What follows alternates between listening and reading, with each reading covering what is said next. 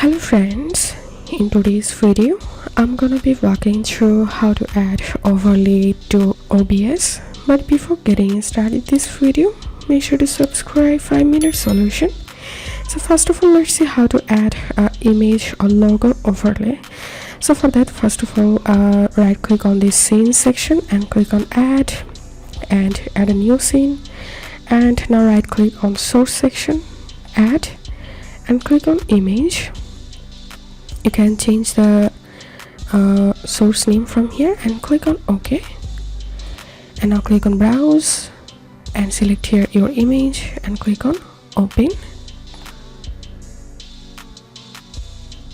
OK. So here you can see image overlay has been added, and you can resize the photo, you can change the position. And now let's see how to add a text overlay. So for that, again click on this plus icon and click on text. Okay, and inside of this text box, enter here your text and scroll down and click on select font to change your font. Okay, scroll down. You can change the font color from here,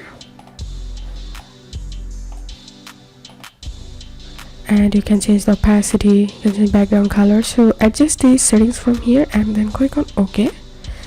And now you can change the font size, change the font position.